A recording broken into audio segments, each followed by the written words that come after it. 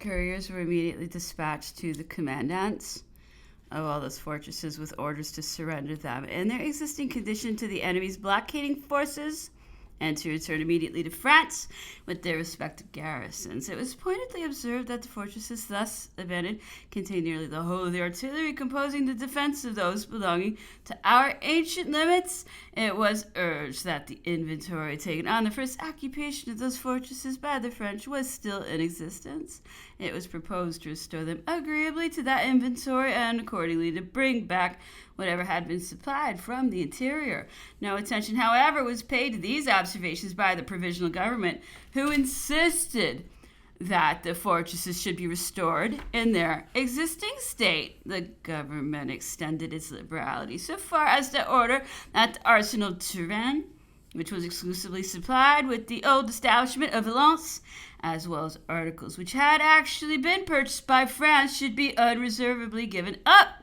Nevertheless, it could not be ignorant of what was about to be restored, since there were regular statements in the War Department which might be communicated on being applied for. It would be doing injustice to Monsieur de Talleyrand to suppose that he was taken by surprise on this occasion by the ministers of foreign powers, or deceived as to the extent of the sacrifice which he allowed to be imposed upon France.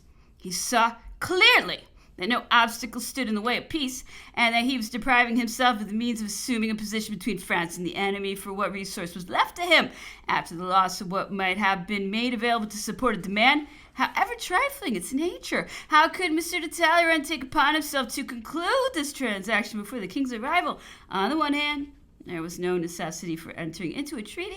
On the other, there existed no rational motive to justify the basis upon which the negotiations were carrying on. Monsieur de Talleyrand knew much better than the Comte d'Artois that France could muster more numerous forces than the Allies had yet displayed to our view. A mere glance at the statements of the Minister of War would be sufficient to prove this fact. No obstacle any longer opposed their being assembled. They might therefore have been made available to the purpose of concluding the negotiation. On the attentive consideration of the motives which may have induced Monsieur de Talleyrand to open that negotiation instead of postponing it until the king's arrival, one is reluctantly compelled to attach some credit to the rumors which were circulated and which connected the conclusion of the above transaction with the interests of a private nature. I was assured, and this assurance was repeated to me in a well-informed quarter, that Monsieur de Talleyrand, having been compelled by circumstances to work for the return of the Bourbons, felt no confidence in the position which he might have it in his power to assume, as he already entertained some presentiment of the feelings which those princes brought back with them, and as foreseeing no personal advantage in the change, he bent his thoughts to the object of securing to himself an independence which might protect him from the consequence of his falling into disgrace. In a word, he had set his customary engines to work for the purpose of conveying this proposal of an armistice to the foreign powers who had pledged themselves to acknowledge his services to them. How indeed could an act of generosity have been withheld from a man who, by the mere dash of his pen, gave up to foreign sovereigns a materiel of artillery and ammunition in such abundance that the wealthiest power could never have purchased them without a heavy pressure on its finances? However injurious this suspicion may be, it was current at the time. I relate the circumstance such as I heard it from persons who were in the habit of watching and commenting upon Monsieur de Talleyrand's conduct. What peace could remain unconcluded after the signature of that convention? All that was left to be done was to bring together with more or less sagacity certain conditions which serve no longer at the present day as guarantees for the repose of nations, if, as it is possible, Monsieur de Talleyrand entertained any other projects than those in which he had been compelled to participate, he could employ no better means for calming the enthusiasm with which he feared that the king would be received on his return than to reflect a disgrace upon that period of our history by a sacrifice such as that which he allowed to be imposed upon the nation at a moment when she still had it in her power to enforce a respect for what she had acquired at the cost of so many efforts. The king made his entry into Paris on the 21st of April. He had landed at Boulogne and proceeded from thence to Compiègne. to which place the provisional government, the ministers, and the marshals of France had repaired in order to present him with their homage and offer him the assurances of their fidelity to his service. The emperor was still at Fontainebleau. It was farther reserved for him to witness the desertion of his standards by those men whom he had reared up and enriched, and who were now rushing forward to secure their share of the new prospects opening to them. Will it be believed that the marshals were headed by that very Berthier who had been so often mentioned in the course of these memoirs? He addressed the king on behalf of the marshals and said that France, having groaned for the last 20 years under the weight of the misfortunes which oppressed her, had looked forward to the happy day which now shone upon her, although not a week had yet elapsed since he promised the Emperor Fontainebleau never to desert him. Good Berthier, his companion in arms, the friend whom he had selected to proceed to Vienna and marry the daughter of the Emperor of Austria in his name, could he so far forget himself? Nevertheless, he was really attached to the sovereign. He was insulting in this manner. He was paying a tribute to his weakness of character and to the delirium of that period, without ceasing to cherish and to pity the benefactor whose misfortune he had not the courage to share. From Compiègne, the king proceeded to Saint-Ouen, which is known to be at a distance of only 2 leagues from Paris. He there received the Senate, which brought to him the constitution lately framed, by means of which it flattered itself with having irrevocably settled its destinies. I have heard some of its members assert that they had scarcely retired from this audience when they foresaw what was about to happen. The cortege, which was to accompany the king on his entry into Paris, was already assembled. He commenced his march and entered by the suburb of Saint-Martin, after having proceeded along the external boulevards. Berthier was before the king's carriage, with several of the marshals, as well as the Duc de Feltre, who had asserted in full council, in presence of the empress, that so long as there remained a single village where the emperor's authority was acknowledged, that village would be the capital at which all Frenchmen ought to meet. I stood in the crowd, a mere spectator of the procession. It no doubt brought some recollections to my mind, but the picture was of the most gloomy description. Had the individuals riding about the king's carriage been those who shared the misfortunes of his exile, nothing could have been more natural.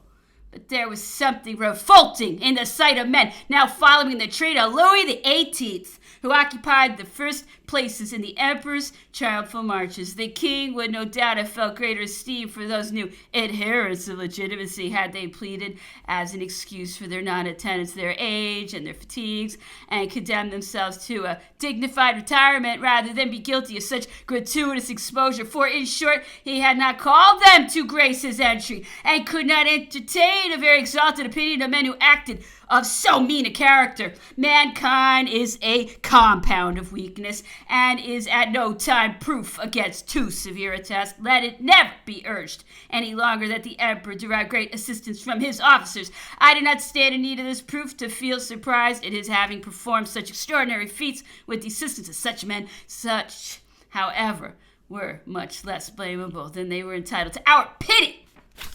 They only wanted penetration to discover that they had acted their parts, and that, unless directly called upon, it behooved them to keep at a distance. The people at large, who have a more correct sense of propriety than is generally supposed, were unsparing in their censure of Berthier. I repeatedly heard the crowd cry out to him, "Go to the island of Elba, Berthier! Go to Elba!" It would be an endless work to indulge in all the reflections which might be made respecting the conduct of some of the great personages of the empire. What confidence could they expect the king to entertain in them? What pledges of fidelity did they come to tender? Was it their constancy? The king could form a just estimate of it. Was it a motive of personal interest that brought them to bend the knee to him? They were still more mistaken. Louis XVIII might easily contrast the favors conferred upon them by the sovereign. They had deserted with the advantages they might expect from the sovereign to whom they came to pledge their fresh allegiance. The king alighted at Notre Dame, where he felt anxious to return thanks to God for his restoration. The Duchess d'Angoulême sat next to him in a calash drawn by 8 horses belonging to the emperor's stables and led by men who still bore his livery. From Notre Dame, he proceeded to the Tuileries. I pass over the ceremonies customary on such an occasion. They could only be tedious to the reader, added to which I had no longer an opportunity of indulging in personal observations. I have mentioned that it was wholly out of my power to take leave of the emperor previously to his departure for the island of Elba. I now have to explain the facts. Whilst residing at Blois, I received a letter from General Bertrand and wrote to him in reply how painful it was to witness the downfall of the state when there existed so many means of saving it, since the fortress could yet supply a powerful army. I added that if the emperor's forces were not yet adequate to any attempt upon Paris, there should be no hesitation in returning to the banks of the Loire and ordering the armies of Marshal Soult, Suchet, and Augereau to join him in that quarter. I thought we might then be in a condition to try the fortune of war, since the battle fought at the gates of Paris would drive the capital to a state of insurrection, which would never break out as long as the population saw no prospect of the successful issue of such a course. I was therefore from expecting an act of abdication. It unfortunately happened that the only estafette taken between Orléans and Fontainebleau was the very bearer of my letter. I was ignorant of this circumstance when, following the example of the other ministers, I took the road back from Orléans to Paris. M. Molay, the High Judge, whose carriage preceded mine, received on the way a notification transmitted to him from Paris, which he was requested to communicate to me. He was so obliging as to leave one of his servants at the post house who handed me the letter on my arrival. It intimated a request that he would advise me not to go to Paris, as the letter which I had written to General Bertrand on the 8th of April had been seized and communicated to the Emperor of Russia and to the provisional government, who felt highly incensed against me. There was assuredly nothing reprehensible in the suggestion conveyed by my letter. Nevertheless, I availed myself of the advice and returned to Orléans, where I remained 2 days longer, for in the work of revolution, 2 days are of consequence. On my return to Paris, I sent a request that Monsieur de Chernichev, the aide-de-camp of the Emperor of Russia, would favor me with a call. He did so, and consented to ask of his sovereign in my name whether I might live at peace in the bosom of my family and reckon upon his protection in the event of my being molested for acts antecedent to the period when I had to resign my functions. I told Mr. Chernichev that the moment had arrived when I stood in need of the exercise of those friendly intentions which his sovereign had so often professed towards me during my residence at his court.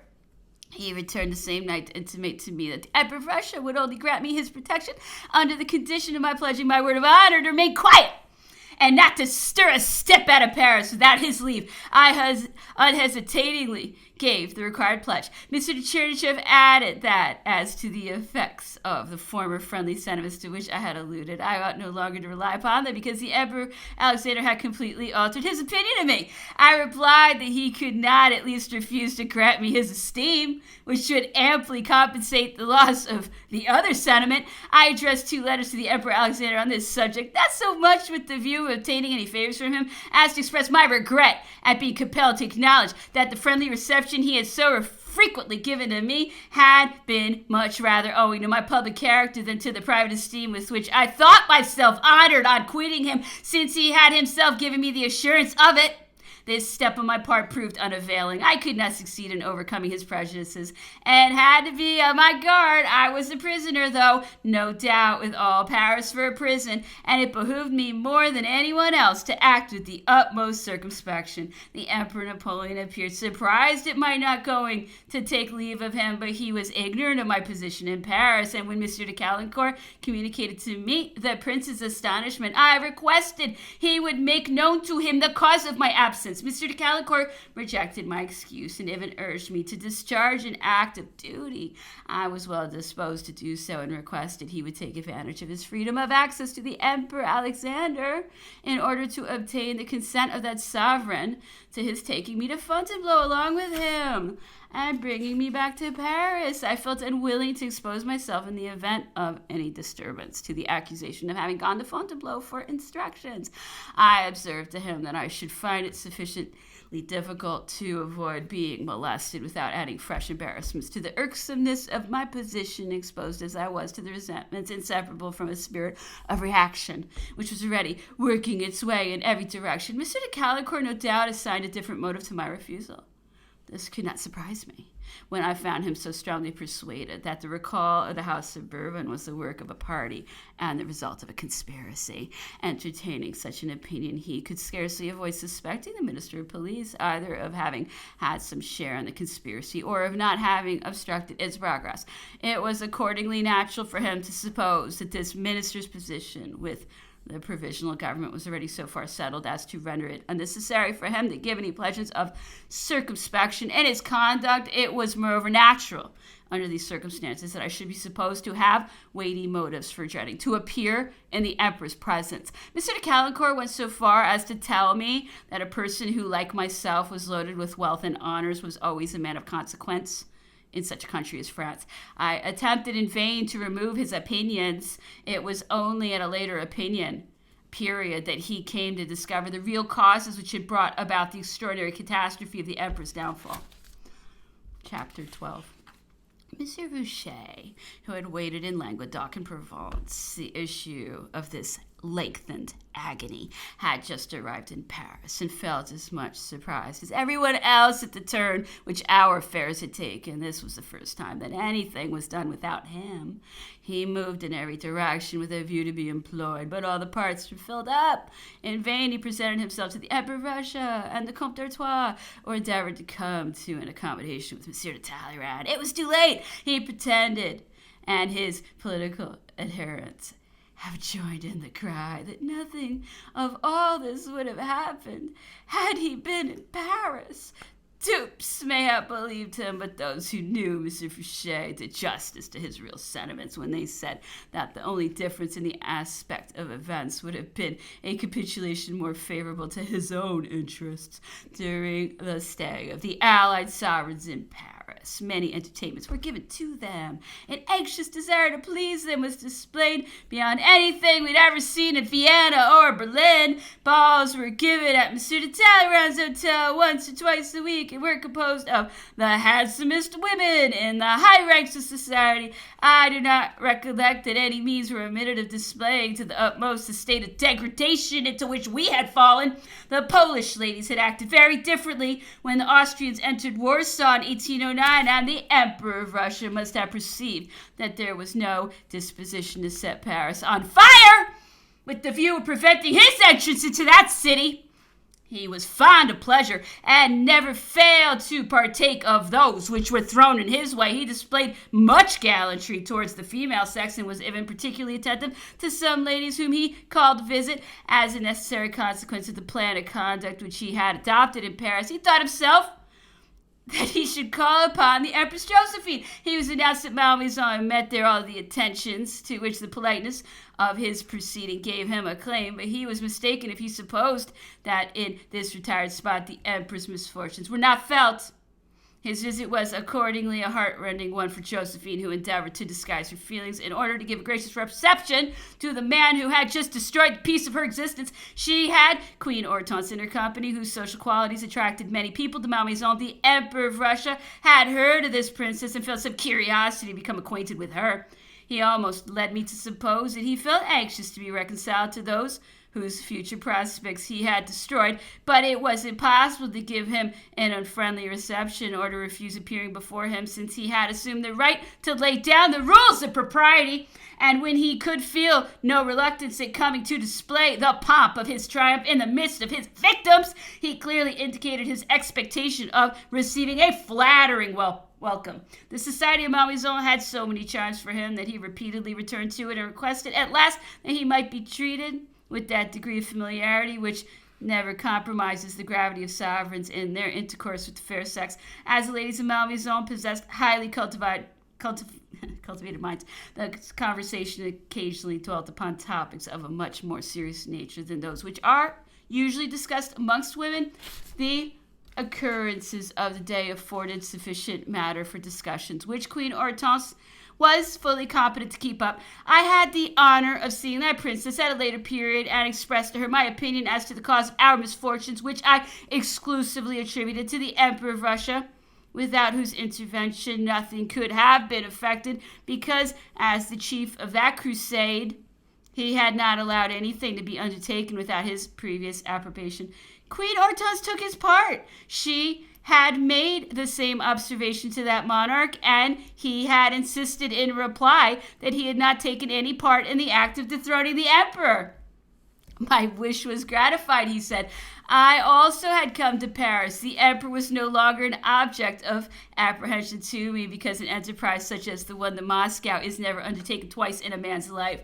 The effect of his resentment could never have reached me. I had accordingly no motive to desire his downfall. This was not the case with my allies, who, being his neighbors, had constantly before their eyes the picture of what had happened to them and what they dreaded might again come to pass. The Emperor of Austria was particularly apprehensive of seeing Napoleon once more in Vienna. The rest were equally alarmed. I could not refuse assent to their wishes, but as for myself personally, I wash my hands of what has been done. Queen Hortense appeared convinced of the truth of these assertions, which she was good enough to repeat to me. For my part, I only saw them in artifice employed to ward off the reproach of a discreditable act so truly unworthy of a mighty sovereign. These assertions aimed at a further object, that of exciting our hatred against Austria and of counteracting the interest shown by everyone for the fate of the Empress Maria Louisa, an interest which the Emperor Alexander began to notice. The Emperor Napoleon's downfall was far too indispensable to the execution of the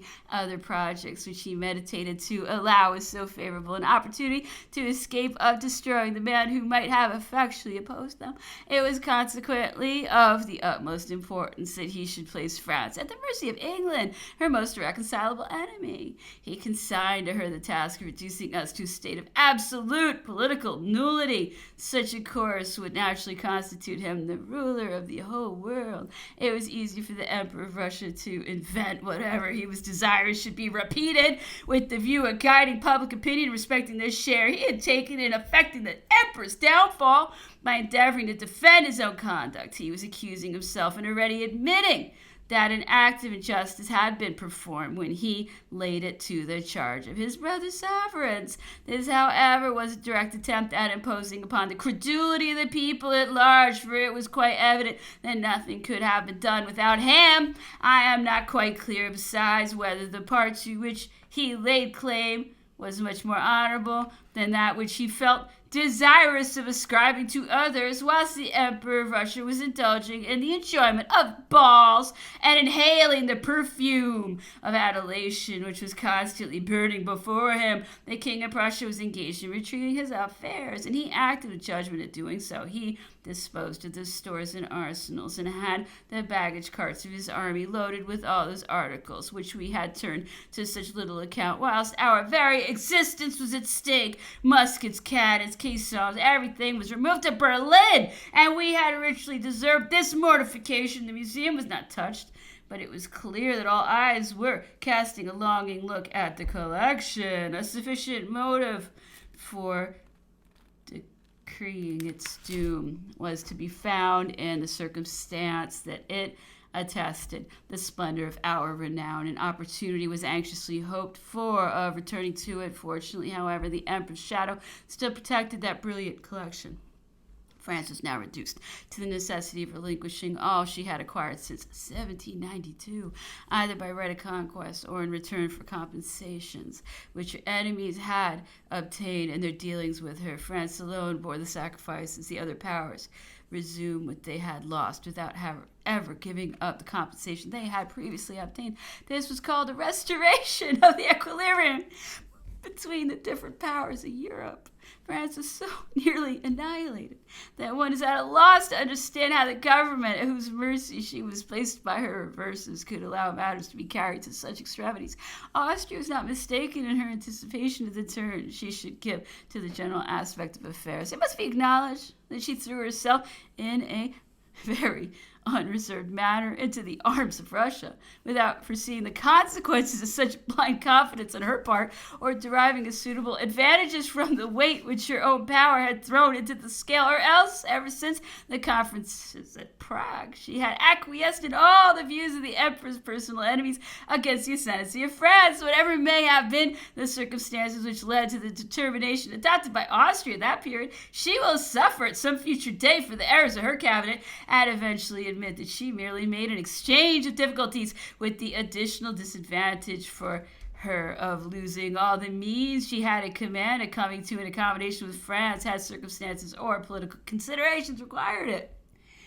The history of all ages is very nearly the same. We are told in the records of the past century that at a time when neither Russia nor Prussia were yet known, Sweden was a first-rate power, as well as Poland and the Ottoman Empire in particular. In those days, the Austrian monarchy deemed her existence sufficiently threatened by the call of a grandson of Louis XIV to the throne of Spain to justify her embarking in that protracted war, which only terminated by the Peace of Utrecht. An equilibrium was then established between the several powers by the dismembering of a great portion of the Spanish monarchy. At the present day, France has been placed in a situation far less advantageous than at that period, already too disastrous, when she was at least afforded the means of afterwards connecting herself with Spain and Holland in order to assert her maritime independence. She could not at present resort to a similar course, since those two countries have, like herself, lost the greater part of their colonies, and yet these are the possessions which constitute a commercial power and afford the means of keeping up a navy. The English, by bringing about this state of things, have secured for a long time their naval superiority, the true secret of their wealth, and consequently of their influence over the rest of the world. It is no doubt certain that America has risen in the scale, but she is also threatened with the danger of acquiring so gigantic a power that she will probably adopt a policy different from that which she has hitherto pursued ever since the peace of 1783, and France, like other nations, will have to apprehend her spirit of rivalry after having looked forward to her assistance. The maritime forces of Europe may at some future day be inadequate to contend with those of the Americas. A country which in that respect possesses local advantages analogous to those wielded by Russia on the continent, however far distant that period may be, it is easy to anticipate its approach, and as the time to which these memoirs apply has been sufficiently painful to warrant our looking into futurity, we are justified in expressing the opinion that, on the score of naval equilibrium, no principle of equity has presided over the partition effected. A mere glance at what has taken place will readily enable us to point at that power which has not only directed everything, but laid down the law with undivided sway. Ever since the beginning of the 17th century, the partitions made at Utrecht had been sanctioned by consideration for the repose of Europe. If the calamities which have since afflicted mankind had tended to the object of establishing an order of things calculated to secure to the world the long enjoyment of peace, the result would have justified the means. The case, however, was otherwise. It must be admitted that what has been done appears to be in manifest opposition to so noble an object. There can be no doubt that the changes which have occurred in the partition of Europe within the last century had also affected its course of policy. Old states had, in fact, disappeared. Others had sprung up and came forward to the work of partition, rounded as they were by the destruction of a variety of nations, for which it never occurred to any power to call them to an account. France alone was made to experience the fate of the ass in the fable of the animals afflicted with the plague. She was condemned by the decision of judges and witnesses who had to answer for at least an equal degree of guilt. Nevertheless, it should be borne in mind that a signal error was committed in not laying all resentment aside, and that the more numerous were the powers who aimed at preponderance on the great scene of the world, the more every act required mature attention. This was the moment, in fact, for keeping all private animosities in check. Prudence, if it enjoyed the propriety of stifling the spirit of discord which might again be revived amongst the French in order to force the whole political weight of France into that direction in which it was desirable to apply it. It is a mistaken notion to suppose that in the dismembering of a country, the portions which are joined to various other states carry the same weight in questions of policy as when they belong to a powerful people and were brought in aid of its views. Whatever has been wrested from France for the purpose of enervating her has but slightly augmented the power of those states which have acquired possessions of her provinces. In like manner, neither the provinces possessed by Sweden previously to the fatal Treaty of Neustadt, the Kingdom of Poland, the Turkish Empire and its integrity, the Tartars of Georgia, nor the Persian provinces at the mouths of the Volga in the enjoyment of their independence could endanger the repose of Europe, which had nevertheless the misfortune to remain indifferent to the fate which had successfully befell those several countries. Russia, by subjugating them, unwatched by the rest of Europe, has acquired a powerful, infinitely greater than any other which history records in its annals. To this more than gigantic power is combined the unity of action produced by a despotic government extending its sway over more than 1/4 of the population of the known world and exercising a moral influence over half the remainder. Ever since the restoration of the political equilibrium in Europe, a multitude of people, unknown to her, those who inhabit the immense surface amongst the polar ices which separate the north of America from Russia, and the line drawn up from the mouth of the Vistula across that of the Borysthenes to the mouth of the Volga, besides an extent of country equal to the surface of France, and situated to the westward of those rivers, another still more unknown country on the borders of the Caspian Sea. This multitude of people, I say, are immediate vassals of the same government which acknowledges no other law than its will, is at liberty to raise armies, to wage war, or conclude peace at its own option without any restraint being imposed upon its power by internal institutions. This immense monarchy can therefore keep armies on foot equal to the united forces of the rest of Europe without the knowledge of the latter, because the intercourse with that country merely exists upon a single point, whilst the relations of Russia with Europe are possessed of numberless ramifications. Those armies may be transported to Asia or to the very heart of Europe before any intimation can reach Paris, London, or Vienna. The proceedings she is carrying on. Such is nevertheless the position into which we have involved ourselves by exclusively giving way to feelings of revenge and sacrificing every consideration to the object of gratifying that passion.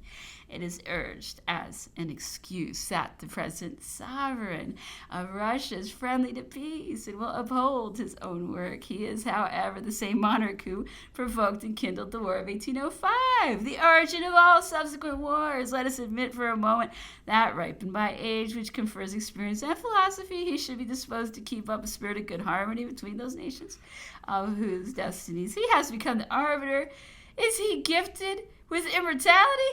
In the event of his death, what measures have been adopted to keep a young and warlike successor in check? How is it possible to guard against the effects of his ambition in a country which hitherto reckons as many palace revolutions in its annals as regular accessions of monarchs to the throne?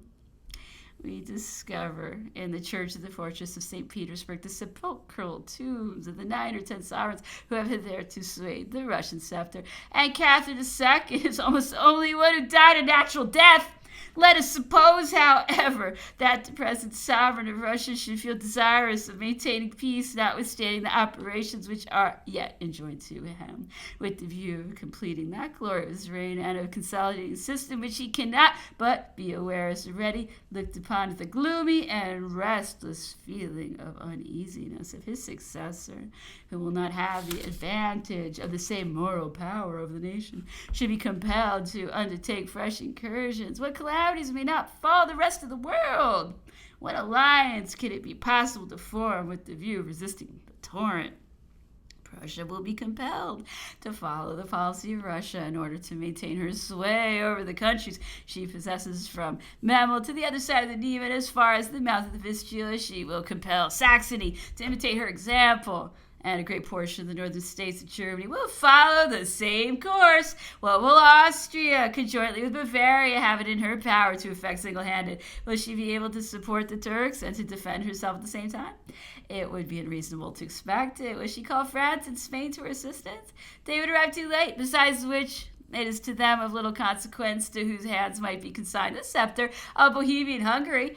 They would both have their own burden to carry. This is the only privilege left to them in consequence of the defenseless state to which they have been reduced. If they should allow themselves to be borne away by fair promises, they would fall dupes to the snare. Their better course would be to unite for the purpose of taking part in the spoils of the vanquished, rather than thrust themselves forward to the brunt of the conflict. They have losses to repair and cannot afford to risk anything.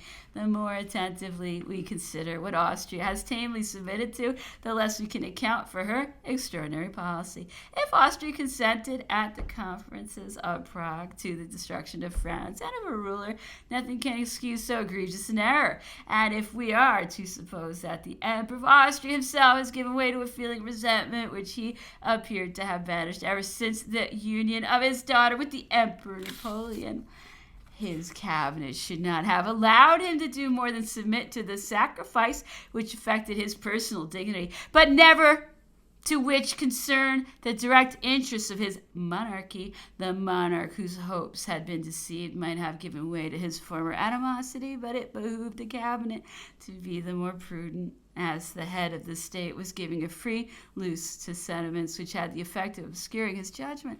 A minister should be inaccessible to every passion because he holds a responsible office and must always be prepared to render an account of the motives which regulated his conduct without urging an excuse that he has been led astray. If the Austrian minister has subscribed at Prague to the downfall of France, he alone is guilty of the consequences that may flow from such a conduct, because his refusal to act would have compelled the adoption of a different basis, which he would be inexcusable not to have presented of his own accord and brought under previous discussion. If the events which followed the entrance of the Allies into Paris in the month of March 1814 have alone imposed upon Austria that character of indifference which she assumed, her cabinet was still more reprehensible, because the course which would have sprung from the dictates of a prudent foresight previously to her embarking in the coalition became an imperative duty when the policy of Russia and of England was developing itself in such a manner as to let Austria discover whether or not she had been led into error, and to make it manifest to her that the hatred of France was again made to turn against her, since her cabinet ought no longer to have doubted of the probable consequence of what was taking place. Chapter 7. Had the cabinet of Austria protested against the issue of this campaign, she would have again placed everything in doubt. Austria would have resumed her rank of mediator of the destinies of Europe by adding to her strength that which was still wielded by France, and which she aimed at combining with the strength to which a protector could lay claim.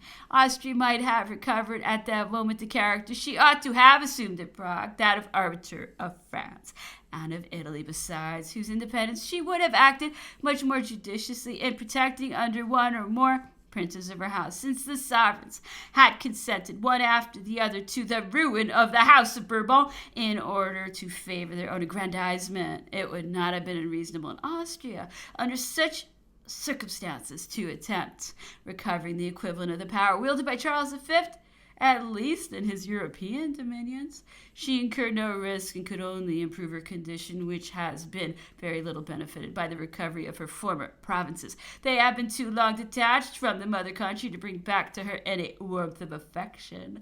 By protecting the administrative independence of Italy, Austria would have prevented the aggrandizement of her other neighbors, whom she has permitted to make acquisitions infinitely more advantageous than the great part of those she has herself recovered. The proof of this will be found in a comparison of the power wielded by France and Italy previously to 1814 with what might be presented at this day by France, Belgium, the countries along the Rhine which have been bestowed upon various princes, and lastly by Tuscany and Piedmont. The former kingdom of Italy has scarcely added 4 regiments to the Austrian army, and it requires 8 or 10 Austrian regiments to check the spirit of discontent prevailing in that country. Prussia and Russia in particular have made acquisitions which are not attended with similar disadvantages. The latter power, whilst compelling other states to fall back into their old tracks, has not applied the same principle to her own conduct. She has, on the contrary, traced out for herself a new road, by which we may yet see her drawing near to the sun in the midst of the ruins of more than one crumbling nation, and thus bring in her train fresh elements of confusion and scatter them on the scene of Europe. France is the only country against which a fresh crusade would be proclaimed if she merely attempted to recover Landau or repair the fortifications of Huningen, a mere newspaper paragraph would have been the signal for many battles a few years back, and at the present day the cabinets of Europe are indifferent to every occurrence which is paving the way for the subjugation of the world. It is now asked, where are those statesmen who have been so clamorous in their eagerness to lessen the power of France? And what has been gained towards the repose of Europe by substituting to that power a much more dangerous one, against which there does not even exist the resource of family alliances calculated to resist her attempts at universal dominion? Russia resorted to such alliances in the outset with a view of securing beforehand every advantageous position she could grasp at. We may now contemplate the consequences. On the female side, the Emperor of Russia is one of the pretenders to the crown of Sweden. For if the latter, on the demise of Charles VIII, should fall to the latter Bernadette, it will surely not be handed down to his son. The Emperor of Russia is, moreover, the brother-in-law of the King of Bavaria, of the Grand Duke of Baden, of the hereditary Prince of Hesse-Darmstadt, of the King of Württemberg. Besides being nephew to all the princes of the latter house, he is also brother-in-law to the King of the Low Countries, of the Duke of Mecklenburg-Schwerin, of the hereditary Prince of Saxe-Weimar, who it is well known is the elder branch of the Saxon family, which was only dispossessed of the electorate of that name, the present Kingdom of Saxony, by the power of an emperor of Germany, who placed the elector under the ban of the empire for waging war against him, and had him condemned to resign the electorate to the younger branch of Weimar, which he was forced to effect an exchange. The Emperor of Russia, in short, is the brother-in-law of the hereditary Prince of Prussia, whose sister has just married a Grand Duke of Russia.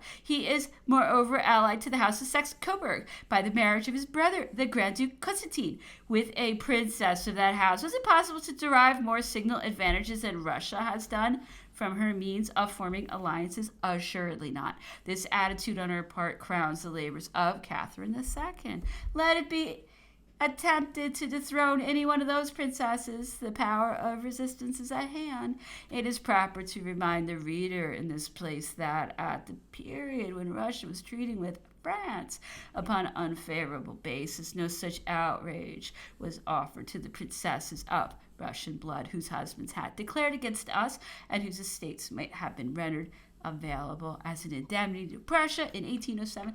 Austria reckons a greater number of princesses, and especially of princes in the two branches of Lorraine and of Est, than Russia herself could lay claim to in other quarters. They are all of an age to wield any power confided to them, and yet she has by no means derived from this source such signal advantages for her glory and her power as she might have done. They principally hold military employments in the government of provinces, where they have won the affections of the inhabitants.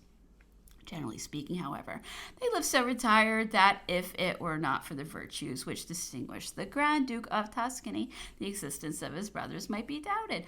On the other hand, we hear of nothing else in the travels of the Grand Dukes of Russia. If they were merely destined to hold governments in Siberia, on the Caucasus, or at the Kamchatka, they would not be sent on reconnoitering excursions to Paris, London, Vienna, and Berlin.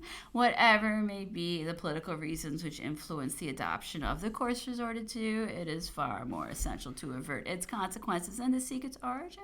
It behooves all countries threatened with invasion to anticipate the necessity of forming a common bond of union and to be ready to afford each other a mutual assistance.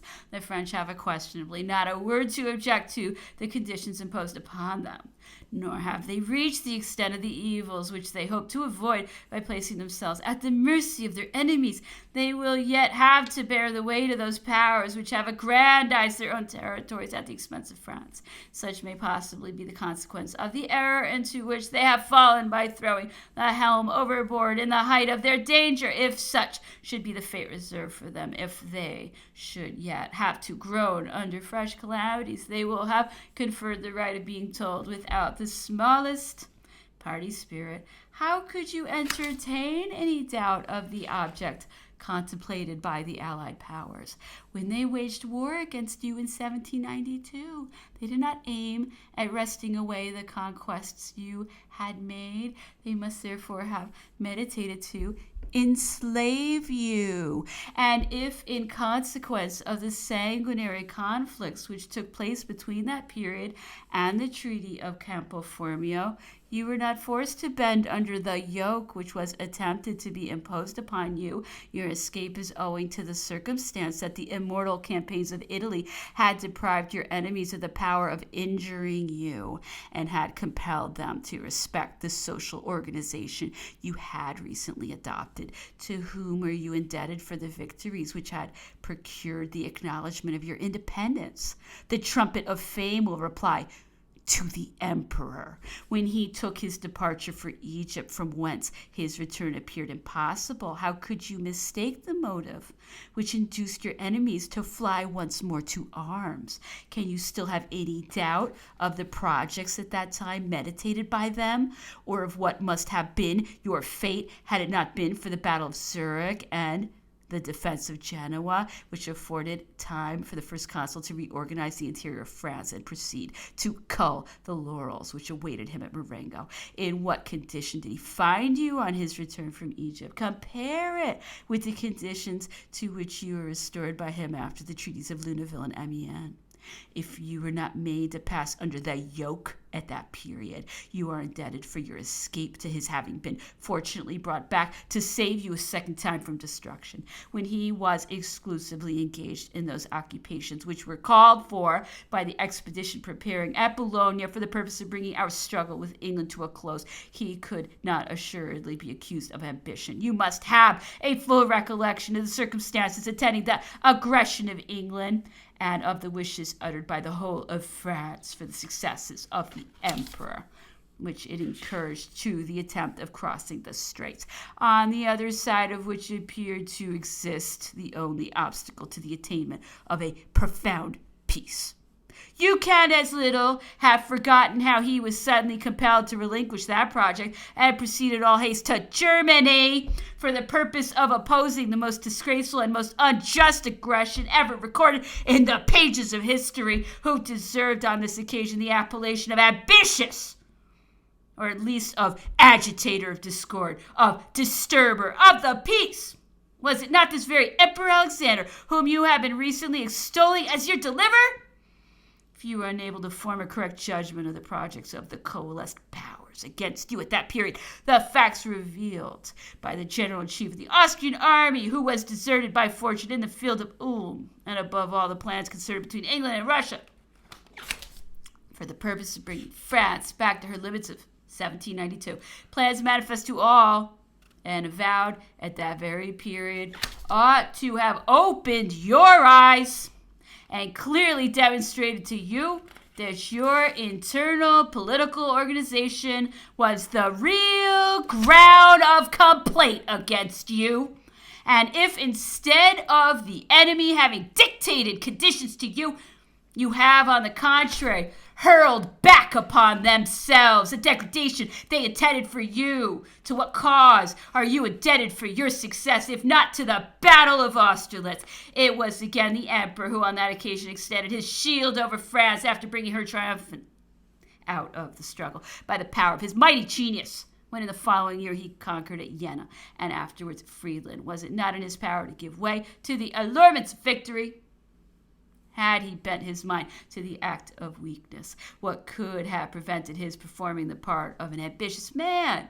Might not the Treaty of Tilsit be opposed to all the reproaches of that description which were leveled at his character? I now come to the enterprise formed against Spain, the only one that public opinion of France has raised her voice to condemn, so far as to ascribe to it all the calamities which have desolated our country. The emperor's projects on the Spanish peninsula were not more ambitious than those of Louis XIV, but the projects of the latter monarch were more skillfully managed. For as to the rights of either upon the country, they consisted in the common interest of the people of both nations, and in the means which both monarchs had at command in their attempt to conquer the obstacles they could not fail to encounter. If, in consequence of the principle which determined Louis XIV to transfer the crown of Spain to his grandson, the emperor could be authorized to undertake the same work, must not be admitted that he had at least seized the most favorable opportunity for carrying his views into effect by obtaining a sanction to those views from the only power that could oppose him, a power whose weight was sufficient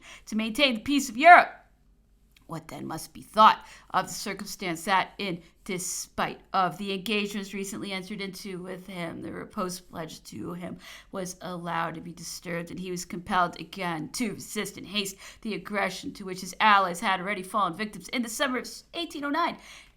Is it reasonable to admit that the enemy who attacked him without any previous declaration were more authorized to feel apprehensions for their own safety than he was justified in the conclusion of their having undertaken this new war merely because they expected that the distance of his army would afford them every facility for revising all their preceding transactions with him? If this be not an unreasonable supposition, it will be less so to point out what would have happened as a consequence of the enemy's success if the campaign of 1809 had terminated in their favor. Now, what is the event of that scientific campaign, which again bereft them of the power of injuring us? The Battle of Wagram,